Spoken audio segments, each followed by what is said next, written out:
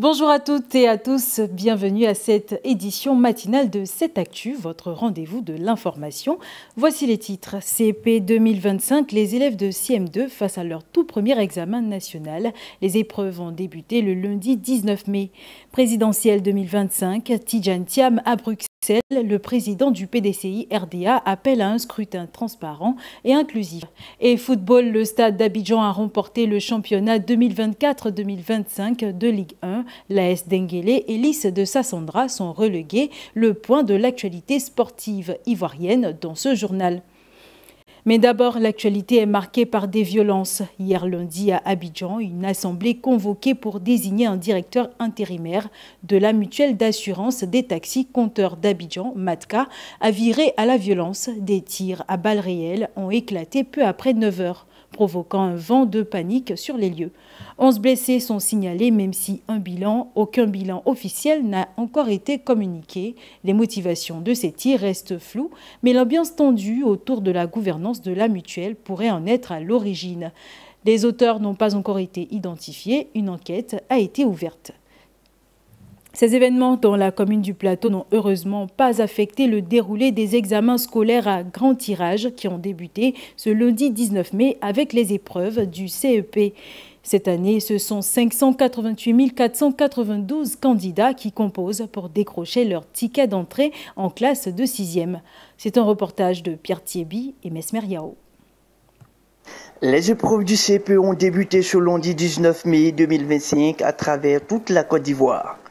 Cette année, 588 492 élèves, dont 291 325 filles, composent pour l'entrée en classe de 6e. À Yopougon, au groupe scolaire Sojefia 8, 224 candidats ont entamé les épreuves dès 8 heures avec l'exploitation de tests. C'est leur première évaluation à grand tirage.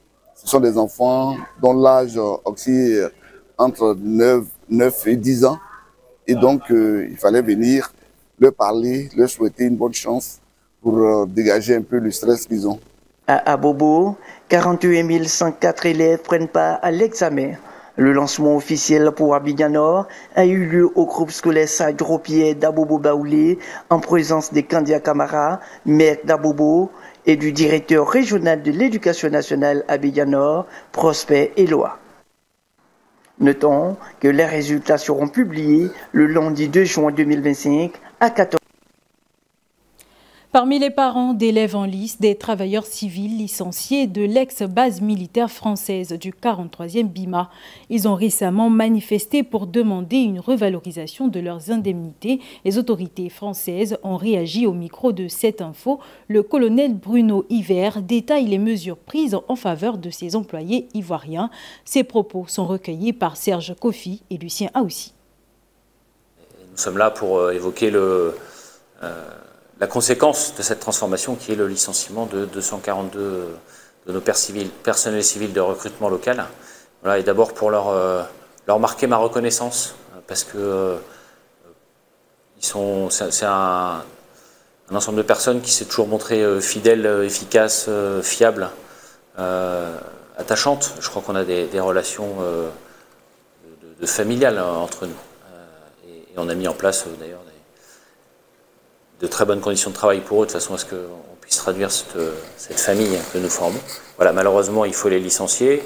Il est pour marquer cette reconnaissance et pour surtout faire en sorte que chacun trouve une solution après qu'il aura quitté le détachement de liaison interarmée. On a mis en place un certain nombre de dispositions. On a évidemment respecté à la lettre toutes les dispositions légales ivoiriennes, avec le versement des indemnités et des préavis qui sont prévus dans la loi. On a également respecté un accord d'entreprise qui avait été signé par les syndicats en 2023, qui prévoyait, dans le cas d'un départ partiel ou total de la force, le versement d'indemnités. Donc là aussi, on respecte à la lettre, au franc près, nos obligations. Et en plus de ces obligations qu'on avait consenties, qu'on avait acceptées et négociées avec eux, nous verserons une prime à l'ensemble du personnel. Et surtout, parce que j'ai une très grande attention au fait qu'ils puissent continuer à vivre dans des conditions décentes. Nous les accompagnons dans leur reconversion.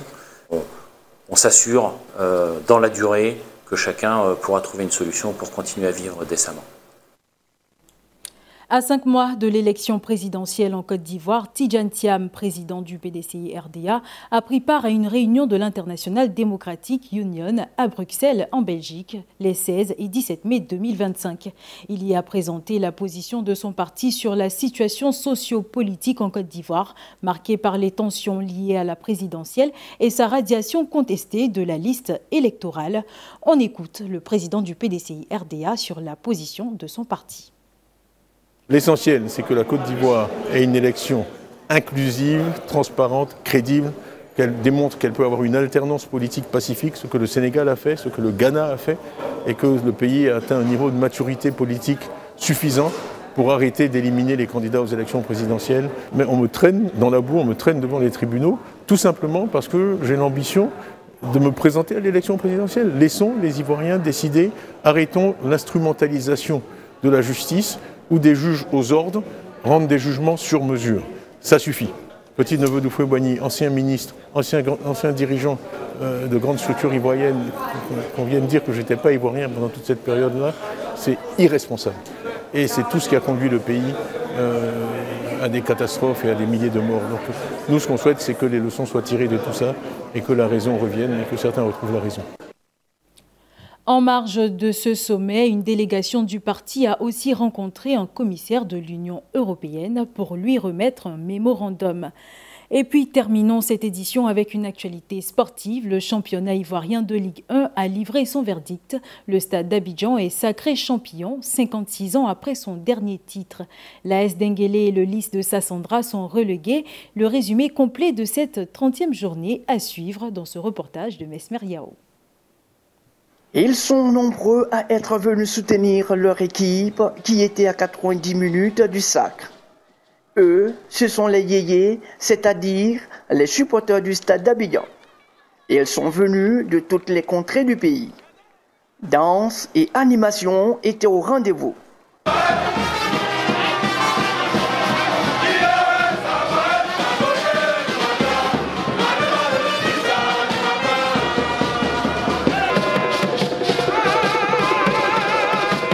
Après 90 minutes âprement disputées et qui ont vu la victoire du Stade sur le Lys de Sassandra 3-0, les supporters ont savouré ce sac.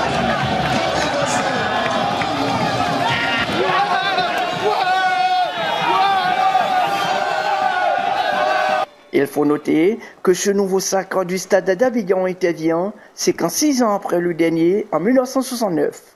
Ce titre porte désormais à 6 le nombre de championnats remportés par le Stade d'Abidjan.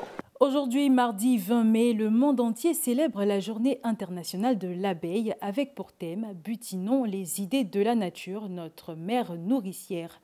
À l'occasion de cette journée, notre reporter Salomon Guidi s'est rendu à Djebounois pour un focus sur l'agriculture, un reportage que vous retrouverez dans nos prochaines éditions.